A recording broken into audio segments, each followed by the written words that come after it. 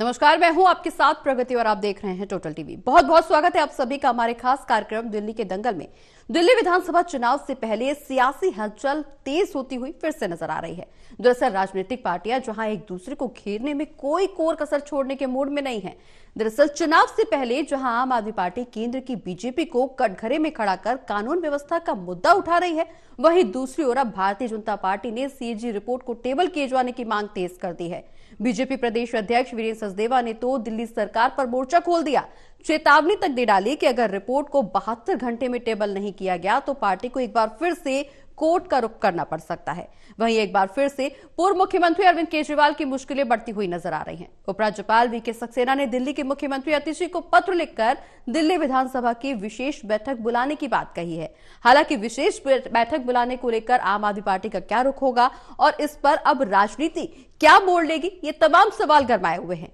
आज चर्चा इसी मुद्दे पर होगी।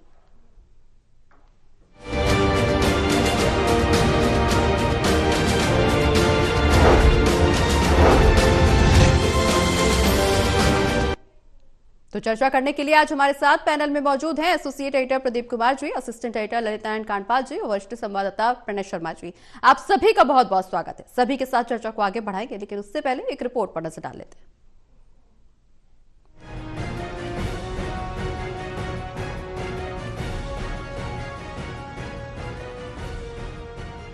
दिल्ली विधानसभा चुनाव में आम आदमी पार्टी जहां कानून व्यवस्था के मामले पर गृह मंत्रालय के जरिए भाजपा पर निशाना साध रही है, वहीं दूसरी ओर बीजेपी ने कैग रिपोर्ट को लेकर अपना हमला तेज कर दिया है।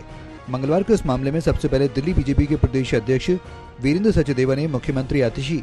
और पूर्व मुख्यमंत्री अरविंद केजरीवाल पर निशाना साधा। उन्होंने कहा कि अरविंद केजरीवाल तत्कालीन शीला दीक्षित सरकार के भ्रष्टाचार को लेकर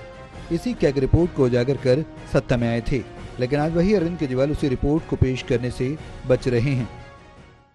अरविंद केजरीवाल जब राजनीति के खेल में आए थे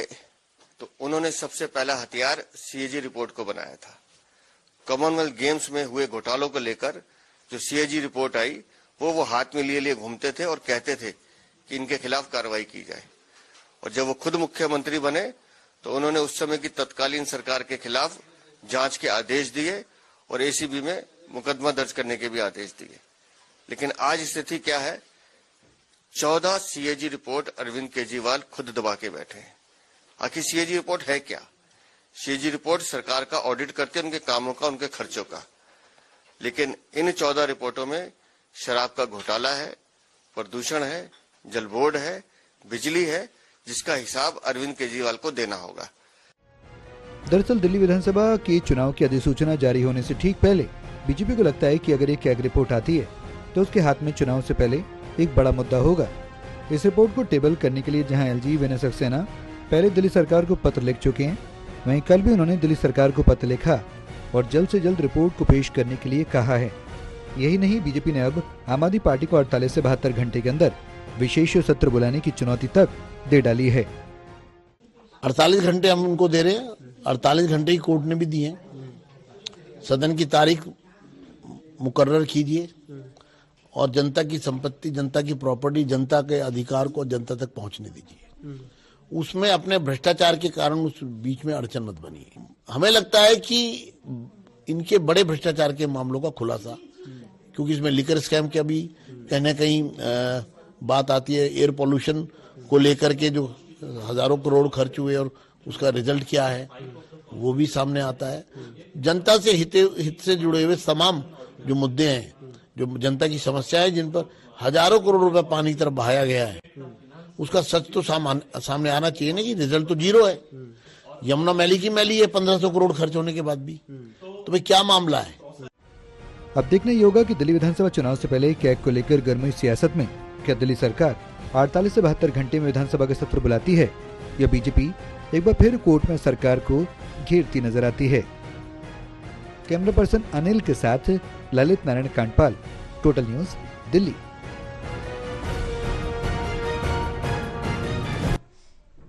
तो सीएजी रिपोर्ट को लेकर के दिल्ली विधानसभा चुनाव से पहले एक बार फिर से दिल्ली की राजनीति में सियासत गर्म होती हुई नजर आ रही है। एक बार फिर से अरविंद केजरीवाल की मुश्किलें और बढ़ती हुई नजर आ रही हैं। दिल्ली सरकार का क्या कुछ रुख होगा, इस पर चर्चा आगे बढ़ाएंगे। शुरुआत तो प्रदीप जी आपसे, एक बार फिर से अरविंद केजरीवाल की और दिल्ली सरकार की मुश्किलें बढ़ रही हैं, आगे क्या कुछ रुख होने वाला है, पार्टी का स्टैंड क्या होगा?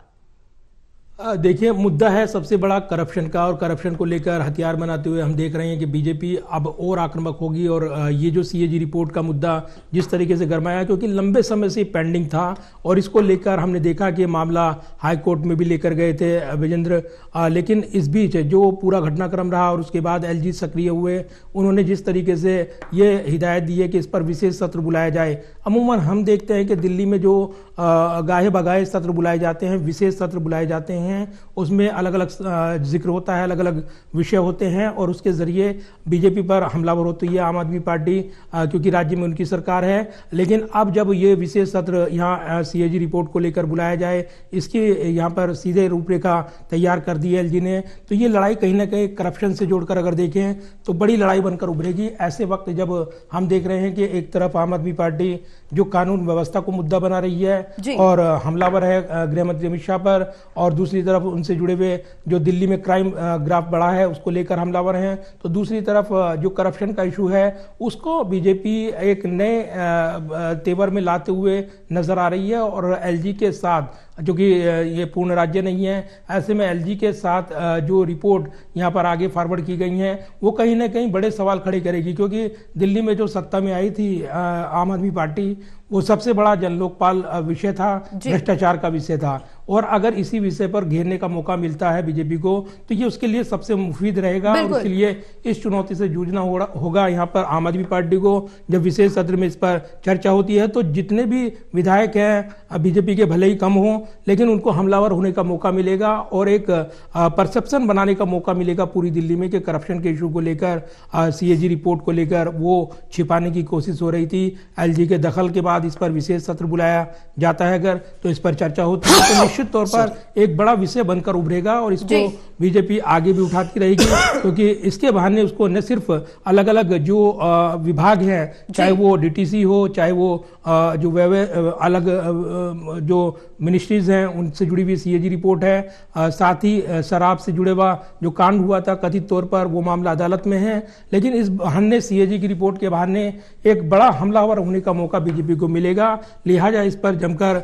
राजनीतिक बयानबाजी होगी और ये दोषी ठहराने की कोशिश बीजेपी की ओर से होगी कि करप्शन पर दिखावा हुआ है, कार्रवाई नहीं हुई है। बिल्कुल, करप्शन पर दिखावा हुआ है। चूंकि ललित जी, करप्शन को ही खत्म करने की बात कहकर अरविंद केजरीवाल सरकार में आए थे, दिल्ली में आम आदमी पार्टी की सरकार बनी। सीएजी को लेकर के अब एक बार फिर से घमासान मच गया है, चूंकि करप्शन को लेकर के बीजेपी लगातार आम आदमी पार्टी पर हमलावर रही है। सीएजी एक ऐसा मुद्दा बीजेपी के हाथ लग गया है जिसको विधानसभा चुनाव से पहले उठाने के लिए बीजेपी अब कोई कोर कसर नहीं छोड़ने वाली, क्योंकि 1.5 साल से लंबित पड़ी है ये रिपोर्ट और अभी तक पेश नहीं की जा रही। बीजेपी का यही रुक है कि पेश क्यों नहीं की जा रही है। इस पर कोर्ट का क्या कुछ रुख निकल करके सामने आया, क्योंकि बीजेपी के तमाम नेताओं का कहना यह है कि कोर्ट की तरफ से आदेश दिया गया है, कोर्ट की तरफ से रुख साफ किया गया है। कोर्ट का क्या रुख है इसमें? देखिए, दरअसल कल इस मामले में जब सुनवाई हुई थी तो उस सुनवाई में जो है दोनों पक्ष जो है इस बात को लेकर सहमत थे कि ये रिपोर्ट आनी चाहिए, और उस बात को लेकर जो है कोर्ट ने फिर आदेश तो किसी तरह का जारी नहीं किया है, लेकिन इस पूरे मामले में जो है कोर्ट ने कहा है कि इस रिपोर्ट को जल्दी से जल्दी पेश किया जाए। लेकिन एक सवाल ये भी है कि हमने देखा है कि विधानसभा की कार्रवाइयों को लेकर दरअसल जो उसका ज्यूरिडिक्शन है, विधानसभा हो या फिर हाउस हो, हाउस की ज्यूरिडिक्शन को लेकर जो है किसी भी तीसरे पक्ष की जो है उसमें दखलंदाजी नहीं होती है। वो एक स्वतंत्र क्षेत्र है जिसमें कि विधानसभा को माना जाता है। हमने देखा है कि कई बार वहां पर जो बयानबाजी होती है उसको लेकर कभी भी किसी तरह का कोई नोटिस ना तो जारी होता है और ना ही किसी तरह की होती है। वहीं पर नेता जो है स्वतंत्र तौर पर अपनी बात कहते हैं। अब आते हैं दूसरी बात पर कि मुद्दा क्या है। मुद्दा दरअसल ये है प्रगति कि भारतीय जनता पार्टी को लग रहा है कि सीएजी की रिपोर्ट्स में बहुत कुछ ऐसा है जो अरविंद केजरीवाल की सरकार सामने नहीं आने देना चाहती। आज वीरेंद्र सचदेवा ने एक और अहम बात कही। उन्होंने कहा कि वही अरविंद केजरीवाल है जो कॉमनवेल्थ गेम्स के दौरान, जिन्होंने सीएजी की जब रिपोर्ट्स आई थी, विनोद राय उस वक्त सीएजी हुआ करते थे, उन्होंने जो रिपोर्ट्स दी थी उन्हीं रिपोर्ट्स को लेकर लगातार खुलासे किए थे और दिल्ली सरकार पर हमला बोला था। लेकिन आज यही अरविंद केजरीवाल अपनी विधानसभा में जो है उन रिपोर्ट्स को टेबल नहीं कर रहे हैं, जबकि इनको वो रिपोर्ट टेबल करनी चाहिए। भारतीय जनता पार्टी का मानना है कि जो 14 रिपोर्ट है वो 14 रिपोर्ट सरकार से जुड़े अलग अलग मामलों को लेकर है। वो यमुना की सफाई को लेकर है, वो प्रदूषण को लेकर है, वो बिजली को लेकर है, वो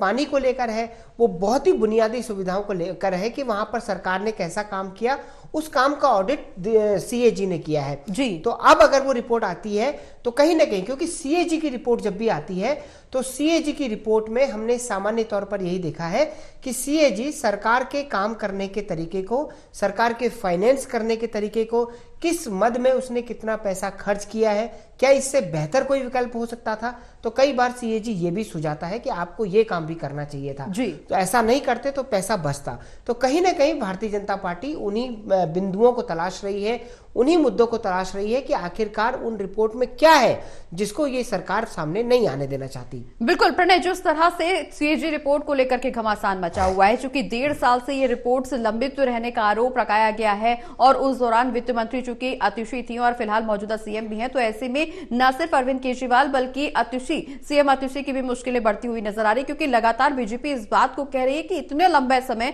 और उसके बावजूद भी सीएजी की रिपोर्ट टेबल नहीं की गई है। विपक्ष का आरोप यह भी है कि सरकार डर रही है। देखिए प्रगति, इस वक्त चुनावी फेज में आ चुके हैं और चुनावी फेज में हर एक मुद्दे की बड़ी अहमियत होती है। बिल्कुल, हर राजनीतिक दल अपने अपने हिसाब से उस मुद्दे को भुनाता है और कोशिश करता है कि वो उसके पक्ष में आ सके। भ्रष्टाचार एक बड़ा मुद्दा पहले भी रहा है और आज भी है, और यही कारण है कि सीएजी की रिपोर्ट को लेकर विपक्ष सत्ता पक्ष यानी आम आदमी पार्टी को घेरने में जुटा है। लेकिन आम आदमी पार्टी की सरकार की बात करें तो उनका सीधा ये कहना है कि ये जनता को गुमराह करने के लिए किया जा रहा है जी। आम आदमी पार्टी ने ये भी बात ऑफ द रिकॉर्ड ये बात कही है कि ऐसा कोई भी आरोप नहीं है जिसकी बात या कोई भी घोटाला नहीं है जिसका आरोप बीजेपी लगाती हुई नजर आ रही है जी। अब जो मामला एलजी के पत्र का और मुख्यमंत्री को लेकर है कि उन्होंने पत्र लिखा है और एक विधानसभा के विशेष सदन बुलाने की भी मांग उठाई है, ये अब एक संवैधानिक प्रक्रिया है पूरी। अब उसमें क्या चीजें सामने निकल कर आती हैं, क्या विशेष सत्र बुलाया जाता है, क्योंकि अगर हम बात करें प्रगति तो 4 दिसंबर को तो विधानसभा सत्र स्थगित हो चुका है और खुद विधानसभा के अध्यक्ष ने कहा था कि अब कार्रवाई जो है वो स्थगित की जाती है और अब चुनाव के बाद जो है जब नई सरकार बनेगी, गठन होगा, उसके बाद विधानसभा सत्र होगा। लेकिन जो अधिकारी हैं उनका ये मानना है कि विधानसभा सत्र अभी स्थगित नहीं हुआ है। तो यहां पर कई सारे पेच हैं जो सामने आए हुए हैं, और जैसे कि ललित ने भी जिक्र किया कि कोर्ट में ये मामला गया जरूर है, लेकिन कोर्ट कभी भी जो न्यायालय है वो विधानसभा की प्रक्रिया में दखल अंदाजी नहीं कर सकता। तो ये दोनों एक ऑटोनॉमस बॉडी है और देखना यही होगा कि इस मुद्दे को लेकर बीजेपी कितना इसे भुना पाती है, कितना वो इससे फायदा उठा पाती है, क्योंकि अभी 48 घंटों का जैसे हम जिक्र कर रहे हैं कि दिया है समय, तो आने वाले समय में क्या बीजेपी इसे मुद्दा, चुनावी मुद्दा बना पाएगी, क्या विधानसभा सत्र सरकार बुलाती है नहीं बुलाती, अभी तो उस पे भी प्रश्न चिन्ह है। तो ये कई सारे सवाल हैं जो अभी बने हुए हैं, और मुझे ये लगता है कि फिलहाल बीजेपी को कड़ी मशक्कत करनी पड़ेगी इस मुद्दे को जनता के बीच ले जाने में और जनता को समझाने में कि ये मुद्दा क्या है और मुद्दा इस पर क्या राजनीति मोड़ लेते हुए नजर आएगी। क्योंकि प्रगति आप देखिए,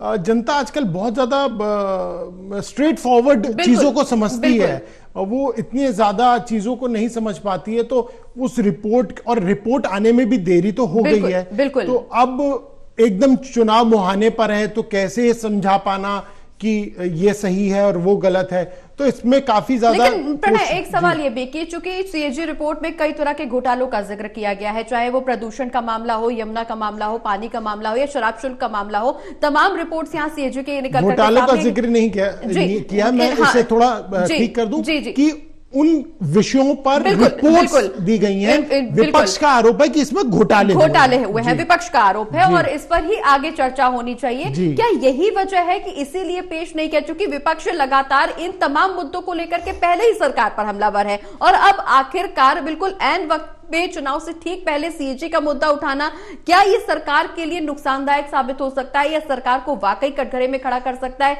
इसीलिए ये अभी चुनाव से पहले सीएजी को लेकर के कोई चर्चा नहीं की जा रही थी और आखिरी वक्त में ये हथकंडा अपनाया गया है विपक्ष की तरफ से, या क्यों नहीं पेश की जा रही? क्योंकि काफी लंबा समय हो गया, इससे पहले भी कई बार इस बात की मांग की जा चुकी है, तो 1.5 साल का समय अपने आप में एक लंबा समय है, सरकार की तरफ से क्यों लंबित रखी गई है? देखिए, जैसा आपने कहा कि इसका कितना असर पड़ेगा, तो ये तो निश्चित तौर पर विपक्ष पर निर्भर करता है, चाहे हम कांग्रेस की बात करें या बीजेपी, क्योंकि बीजेपी लगातार इस मुद्दे को उठा रही है। एलजी से भी उन्होंने मुलाकात करी थी, उसके बाद कोर्ट का भी दरवाजा खटखटाया। तो जैसे मैंने पहले कहा कि जनता को वो कितना ये मुद्दा समझा पाते हैं, जनता के बीच जाकर अलग अलग उनके जो मोर्चे हैं और अभियान लगातार वो चल रहे हैं, तो इन रिपोर्ट्स को लेकर, इन रिपोर्ट्स में जो फैक्ट फाइंडिंग रिपोर्ट्स आई हैं उन्हें लेकर वो जनता के जब बीच जाएंगे तो किस तरीके से वो कनेक्ट कर पाते हैं, ये एक बड़ा विषय है। दूसरी बात ये कि आपने कहा कि सरकार ने क्यों रोके रखी और सरकार ने इसे क्यों नहीं पेश किया। देखिए, सरकार का ये साफ कहना है कि जब कैग की रिपोर्ट सामने आई है उन्होंने सदन में उसे रखा है। अब बीजेपी जिन रिपोर्ट्स का जिक्र कर रही है उनका कहना है कि वो साफ तौर पर जनता को गुमराह करने के लिए मुद्दों को भटकाने की कोशिश कर रही है। सरकार ये नहीं बताती कि दिल्ली के अंदर कानून व्यवस्था क्यों लचर हो रही है। आज भी आप देखिए, आम आदमी पार्टी ने बकायदा एक ऑडियो और वीडियो कैंपेन, एक नया वीडियो कहा जा सकता है, उसे लॉन्च किया जो मुख्य तौर पर कानून व्यवस्था को लेकर है। तो दोनों तरफ से आरोप प्रत्यारोप चल रहा है और देखना यही होगा कि आखिर इसका निष्कर्ष क्या निकलेगा। बिल्कुल प्रदीप जी, हालांकि जैसे कि विपक्ष की तरफ से लगातार इस बात की चेतावनी भी दी जा रही कि 48 से 72 घंटे का समय कोर्ट ने भी दिया है, हम भी ये समय दे रहे हैं। अभी हमने जिक्र भी सुना, उस दौरान बीजेपी के नेता का साफ तौर पर कहना है कि कोर्ट की तरफ से भी समय दिया गया है, हम भी इतना ही समय दे रहे हैं, सरकार टेबल करे इन रिपोर्ट्स को, वरना एक बार फिर से कोर्ट का रुख करना पड़ सकता है। क्या ये रिपोर्ट्स टेबल होंगी और अगर टेबल होंगी तो क्या चुनावी मुद्दा, चुनावी माहौल बिल्कुल से बदल जाएगा? क्या विपक्ष के पक्ष में बात जा सकती है विधानसभा चुनाव से पहले? देखिए, मामला जिस तरीके से सामने आया है, ये चूंकि एक भ्रष्टाचार से जुड़ा हुआ मामला, उसकी रिपोर्ट से जुड़ा मामला, और उसमें लगता है बीजेपी को कि इसके जरिए वो आम आदमी पार्टी को कटघरे में खड़ा कर सकेंगे, तो कहीं ना कहीं उनकी राजनीतिक बिसात के रणनीति के लिहाज से एक अहम मुद्दा है। और अगर उपराज्यपाल के आदेश को लेकर जो उन्होंने कहा है कि विशेष सत्र बुलाया जाए, अगर वो सत्र ना बुलाने का फैसला होता है, जैसे कि स्थगन को लेकर, क्योंकि सत्र की अवधि और उसको लेकर स्थगन होता है सत्र, अगर वो नहीं हुआ है या उसको लेकर नए सत्र को बुलाने की जो प्रक्रिया है उसमें अगर यहाँ पर अगर अड़चने देखेंगे आप, तो निश्चित तौर पर यह भी मुद्दा बनता नजर आएगा और बीजेपी को ये कहने का मौका मिलेगा कि उपराज्यपाल के कहने के बावजूद विशेष सत्र नहीं बुलाया गया, जबकि अलग अलग मौके पर गाहे बगाहे सत्र बुलाए गए हैं। ये बीजेपी आरोप लगाती रही है, खुद उपराज्यपाल ये आदेश देते रहे हैं कि ये सत्र नियमों के मुताबिक नहीं है। इसके अलावा बीजेपी के कई नेता ये कहते रहे कि सत्र कभी भी बुलाया जाता है क्योंकि उसको स्थगित नहीं किया जाता और वो उसी कंटिन्यूटी के साथ वो सत्र माना जाता है। तो अब जब तक सत्र स्थगित नहीं होता तो वो उस सत्र के गिनती में ही गिना जाता है, इसीलिए ये बड़े विवाद नहीं है जो बीजेपी की ओर से सवाल उठाए जाते रहे हैं। तो निश्चित तौर पर यहाँ देखना होगा कि जिस तरीके से अभी तक जो बहस हमने देखी है प्रगति, वो निश्चित तौर पर यह दिखाती है कि जो करप्शन का इशू है उसको मुद्दा बनाते हुए ये रिपोर्ट बड़े सवाल खड़े करती है और ये कटघरे में खड़ा करने के लिए पर्याप्त मौका देती है बीजेपी को। सीएजी रिपोर्ट को लेकर अगर विशेष सत्र नहीं बुलाया जाता तो भी बीजेपी को हमलावर होने का मौका मिलेगा, अगर बुला लिया जाता है तो उसके बहाने वो सदन में अपनी बात रखेंगे उनके जो विधायक हैं, और एक माहौल बनेगा कि कहीं ना कहीं करप्शन की लड़ाई जो लड़ने की बात थी उसमें वो लड़ाई अधूरी रही और इस पर कार्रवाई नहीं हुई है। जबकि हमने देखा है सीएजी रिपोर्ट के चलते कितना नुकसान तत्कालीन यूपीए सरकार को उठाना पड़ा जी। और उनकी सरकार की बदली हो गई, तो ये एक बड़ा मुद्दा बना था। तो सीएजी रिपोर्ट और उसके अनुसार जो उसमें खाता बही होती है उसके अनुसार अगर देखें तो निश्चित तौर पर बड़े मुद्दे बनते हैं, और इसीलिए ये टाइमिंग ऐसी है, चुनावी टाइमिंग, जब ये रिपोर्ट के आधार पर राजनीतिक मुद्दा सामने आया है, और इसीलिए इसको लेकर अब आसानी से लड़ाई थमने वाली नहीं है। निश्चित तौर पर ये बड़े सवाल खड़े होंगे, और राजनीतिक तौर पर इसको लेकर अब यहाँ पर अगर आम आदमी पार्टी टालती है सत्र न बुलाने का फैसला तो या स्थगित करने का, जैसे कि प्रणय ने भी जिक्र किया, तो ये बड़े सवाल खड़े होंगे कि आखिर जब आपने बुला लिए विशेष सत्र तब तो सब सही था, लेकिन अगर उपराज्यपाल ने आदेश दिया तब नहीं बुलाया गया, तब इस पर एक बड़े सवाल खड़े होंगे और राजनीतिक तौर पर यह भी मुद्दा बनता नजर आएगा। बिल्कुल ललित जी, हालांकि राजनीतिक तौर पर मुद्दे बहुत सारे हैं जो एक दूसरे को घेरने के लिए, एक दूसरे दलों को घेरने के लिए यहाँ पर तमाम विषयों को उठाया जा रहा है, लेकिन ऐसे में अब राजनीतिक दलों, चूंकि अभी तक कहा यह जा रहा था कि बीजेपी और आम आदमी पार्टी के बीच में घमासान है, लेकिन अगर ये सीएजी रिपोर्ट टेबल नहीं की जाती है, विशेष सत्र नहीं बुलाया जाता है, तो निश्चित तौर पर यह मामला और आगे बढ़ता हुआ नजर आएगा। अन्य राजनीतिक दलों की क्या कुछ प्रतिक्रिया होगी, क्योंकि निश्चित तौर पर जिस तरह से घमासान मचा हुआ है, सभी राजनीतिक दल इस माहौल का फायदा उठाने में जुटते हुए जरूर नजर आएंगे। देखिए प्रगति, मैं इतना जरूर कह सकता हूं अपने अनुभव के आधार पर कि कभी भी जब हम ये सोचते हैं कि ये मुद्दा काफी अहम है और ये चुनाव में एक पार्टी को बहुत फायदा पहुंचाएगा, बिल्कुल, लेकिन हमने देखा है कि उस मामले को डाइल्यूट करने के लिए सरकार की तरफ से या फिर दूसरी पार्टी की तरफ से कभी न कभी ऐसा एक्शन आ जाता है सामने जो कि उस विषय को पूरा ठंडा कर देता है। ये मौजूदा राजनीति में हम देख रहे हैं, ये किसी भी राज्य की राजनीति में हो, ये सामान्य तौर पर होता है। तो अगर अभी सीएजी रिपोर्ट का मामला जैसा कि गर्मा रहा है, जैसा कि हमारे साथी प्रदीप जी ने भी कहा कि बहुत बड़ा विषय हो सकता है ये भारतीय जनता पार्टी के लिए, और आम आदमी पार्टी को इस पर सफाई देनी पड़ सकती है, तो मुझे लगता है कि जैसे जैसे अभी, क्योंकि उम्मीदवारों के चयन का काम भारतीय जनता पार्टी में आगे बढ़ रहा है, जैसे ही उम्मीदवारों का चयन होगा और जैसे ही सारे उम्मीदवार मैदान में आ जाएंगे, उसके बाद ये मामला एग्जिस्ट करता है या नहीं करता है, ये भी एक देखने वाली बात होगी। क्योंकि उसके बाद हमने देखा है कि दिल्ली के चुनाव में ध्रुवीकरण से लेकर हनुमान जी की भी एंट्री होती है, कई सारे ऐसे विषय आ जाते हैं जिनका ना तो विकास से सरोकार होता है और ना ही जनता से कोई सरोकार होता है, चुनाव की दिशा ही एक अलग हो जाती है, तो उस वक्त फिर ये मुद्दे नहीं रह पाते। हालांकि मुद्दा बहुत अच्छा है भारतीय जनता पार्टी का, सरकार को इसको रिपोर्ट को टेबल करना चाहिए, इसमें जो कुछ भी है अगर कहीं गलती है तो स्वीकार करनी चाहिए, गलती नहीं है तो इसका अप्रिसिएशन लेना चाहिए, जैसा कि इससे लेकिन ललित जी ऐसे समय में गलती स्वीकार करना सरकार के लिए उल्टा साबित हो सकता है। बिल्कुल बिल्कुल हो सकता है, बिल्कुल हो सकता है। जब मैं कह रहा हूं कि गलती स्वीकार करनी चाहिए तो इसका मतलब ये नहीं है कि हमने ये गलती की है, बिल्कुल सरकार की गलती मानने का एक अलग तरीका होता है। जैसा कि हमने इससे पहले जब पहली सरकार थी तब भी हमने देखा था कि अरविंद केजरीवाल ने खुद कई बार ये कहा कि जब उन्होंने फ्लाईओवर बनाए तो उसमें काफी सारा पैसा बचा, और ये खुद हम नहीं कह रहे हैं बल्कि कई रिपोर्ट्स कह रही हैं। तो ये एक सरकार के और ये आम आदमी पार्टी के काम करने का तरीका भी रहा है, उन्होंने अपनी उपलब्धियों को इस तरीके से पेश किया है। अब वो स्कूल बनाने की उपलब्धि हो जिसको लेकर वो कहते हैं कि यूएन तक में तारीफ हो चुकी है, इस तरीके से वो रखते हैं। तो अब वो रखने का तरीका वो लोग सोशल मीडिया के जरिए बहुत अच्छे तरीके से जानते हैं, लेकिन अब बिल्कुल ललित जी निश्चित तौर पर दो चीजें फिर भूल जाऊंगा, दो चीजें जोड़ रहा हूँ प्रदीप जी, क्योंकि दिल्ली में एलजी बनाम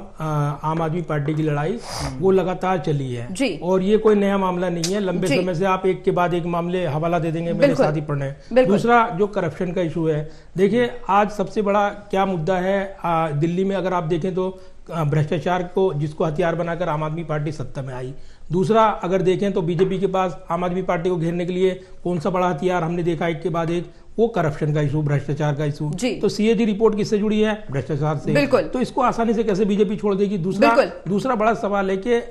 भ्रष्टाचार को हथियार बनाकर बीजेपी अगर आम आदमी पार्टी पर हमलावर होती है, इन्हीं मुद्दों को डाइवर्ट करने के लिए कानून व्यवस्था का मुद्दा आम आदमी पार्टी की ओर से बड़ा हथियार बनाया गया है। बिल्कुल, भ्रष्टाचार एक बहुत बड़ा मुद्दा है निश्चित तौर पर। प्रदीप जी, माफी के साथ आपको बीच में रोकना चाहूंगी, भ्रष्टाचार बहुत बड़ा मुद्दा है, बीजेपी लगातार इसको भुनाने की कोशिश कर रही है, लेकिन प्रणय आपसे जानना चाहूंगी क्योंकि लगातार अब जैसे जिस तरह से ललित जी ने ने भी जिक्र किया कि भ्रष्टाचार का मुद्दा बढ़ाया जा रहा है, लेकिन हमेशा एक के बाद एक ऐसे मुद्दे सामने आते जा रहे हैं जो पिछले मुद्दों को ठंडे बस्ते में डालते जा रहे हैं। सीएजी का मुद्दा उठाया जा रहा है। अब आम आदमी पार्टी को, चूंकि आपने बारीकी से देखा है, आप रिपोर्ट ज्यादा कवर करते हैं, आम आदमी पार्टी के काफी नजदीक से आपने चीजों को देखा है, राजनीतिक हलचल को परखा है, तो अब आम आदमी पार्टी के पास ऐसा कौन सा मुद्दा होगा जो इस मुद्दे को पीछे कर सकता है? देखिए प्रगति, एक बात तो साफ है कि अरविंद केजरीवाल फ्रंट फुट पर इस वक्त बैटिंग कर रहे हैं। बिल्कुल, उन्होंने सबसे पहले अपने उम्मीदवारों को मैदान में उतार दिया। सबसे महत्वपूर्ण बात यह है अदिति कि जिस राजनीतिक दल की दिल्ली में सत्ता है,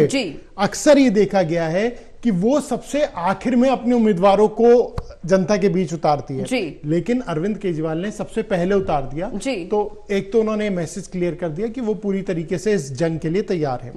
दूसरी बात बहुत अच्छी यहाँ पर चर्चा हो रही है और एक बात बहुत अच्छी निकल कर आई कि ऐसा नहीं है सीएजी कोई नया मुद्दा है। बिल्कुल, इससे पहले भी सीएजी की रिपोर्ट्स पे कई बारी विपक्ष ने सत्ता पक्ष पर हमला बोला है। और अगर दिल्ली की ही हम बात कर लें तो दिल्ली में ऐसे कई मुद्दे हैं जिन्हें लेकर बीजेपी ने आम आदमी पार्टी पर हमला बोला है। लेकिन इस मुद्दे को आने वाले समय तक बीजेपी कितना भुना पाती है, बिल्कुल, जो शुरुआती में ही मैंने चर्चा में भी कहा था, उस पर सब कुछ निर्भर करेगा कि अगर आपने एक विषय उठाया है, जैसे बीजेपी ने कथित शराब घोटाले को उठाया था, और उसके अलावा अगर क्लासरूम के निर्माण की बात करें उन्हें उठाया है, तो ऐसे ही सीएजी की रिपोर्ट को कितना वो जनता से कनेक्ट कर पाते हैं, इस पे सब निर्भर करेगा। बिल्कुल, अब बीजेपी इस मुद्दे को कितना भुनाएगी, कितना आगे बढ़ाने की कोशिश करेगी और इससे आम आदमी पार्टी को कितना नुकसान पहुंचाया जा सकता है, ये बीजेपी के हाथ में है। हालांकि देखना ये होगा कि टेबल किए जाने की मांग रिपोर्ट को की जा रही है, रिपोर्ट को लेकर के, लेकिन अब इस पर आम आदमी पार्टी का क्या कुछ रुख होगा, ये एक बड़ा दिलचस्प विषय बना हुआ है। बहुत बहुत शुक्रिया आप सभी का इस चर्चा में शामिल होने के लिए। तो भारतीय जनता पार्टी ने सीएजी की रिपोर्ट को टेबल किए जाने की मांग तेज कर दी है। हालांकि अब आम आदमी पार्टी का इस पर क्या कुछ रुख होता है, क्या कुछ प्रतिक्रिया होगी, ये देखना बेहद दिलचस्प बना हुआ है, क्योंकि चुनाव बेहद नजदीक और ऐसे में राजनीतिक दल कोई भी कोर कसर नहीं छोड़ना चाहते अन्य राजनीतिक दलों को टारगेट करने के लिए, क्योंकि सत्ता का ताज सभी को प्यारा है। दिल्ली के दंगल में फिलहाल इतना